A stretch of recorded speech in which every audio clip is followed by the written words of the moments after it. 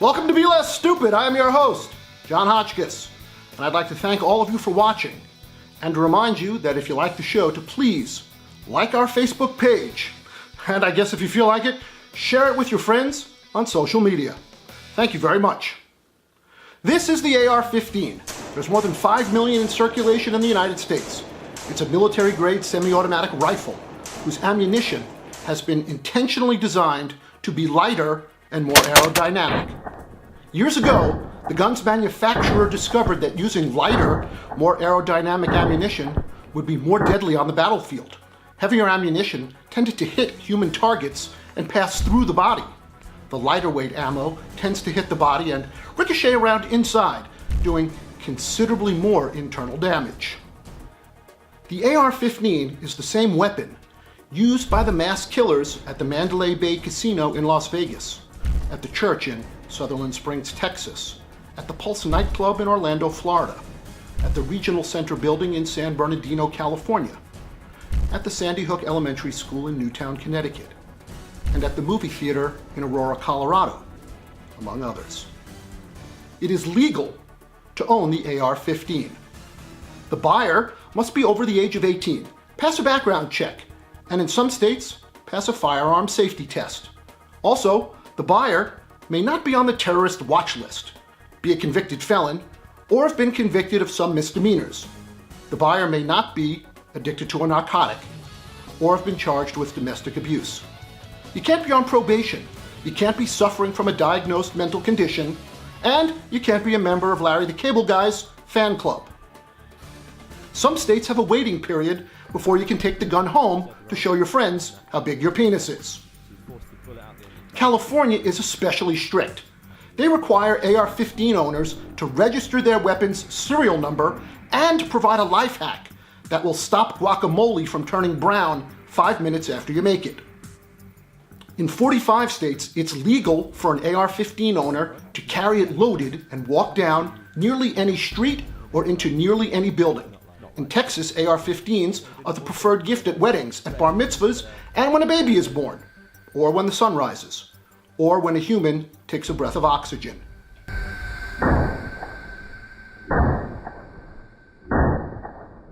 This is an AR-15 as well. It shoots the same ammunition as the first AR-15. It shoots those lightweight bullets I told you about earlier that cause catastrophic internal damage upon contact with human flesh. This AR-15 is exactly the same gun in every conceivable way. Well, actually, except one way. The buyer of this AR-15 does not have to pass an ATF background check. Let me repeat that for the sake of clarity.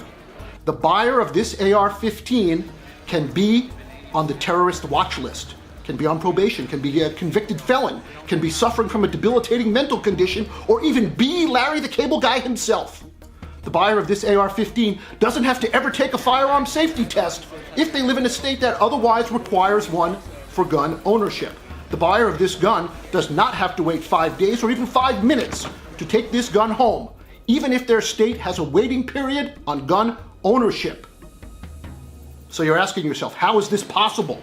How is it possible to own this military-grade weapon, the same one used in the deadliest mass murder in modern US history, with the intentionally designed lightweight ammunition that does catastrophic damage when it comes into contact with human flesh without a federal background check? Well, it has to do with this. This partially milled, partially finished hunk of metal. This hunk of metal will become part of the AR-15. Some people call it the lower receiver. The ATF calls it a receiver blank. On the web or at a gun show, you'll see them called 80% lowers or 80% receivers. And as far as the government is concerned, this lower receiver is the only part of the AR-15 that actually constitutes as a firearm. To the ATF, the rest of the gun is the same as Lady Gaga's backup dancers. Totally pointless. Sexy, but totally pointless. However, until this lower receiver is finished being milled and drilled, it's just a hunk of metal. And as such, the buyer of said hunk of metal is not subject to a federal firearms background check. You see, when this lower receiver is finally finished being assembled, it will hold the trigger and the ammo magazine. And the way that the hunk of metal becomes operational is to have this part right here milled out using a router. And this part right here that will hold the selector, hammer and pins and trigger has to be machined out using a drill press. Many companies sell a DIY AR-15 kit. It includes all the parts of the gun as well as the 80% receiver. And it comes with a milling jig and precise instructions on how to attach the jig pieces to the receiver. In fact, there are dozens and dozens of videos online that will walk gun owners through the process of completing the milling of their hunk of junk. It would take someone with the right skills, probably less than an hour, to mill and drill out the receiver. If you were kind of dopey like me, it might take a few hours. Oh, and the cost of a fully functioning low-end AR-15 is about $1,500. The cost of owning one that you do yourself, about half. So, now that you know all of this, what are you supposed to do?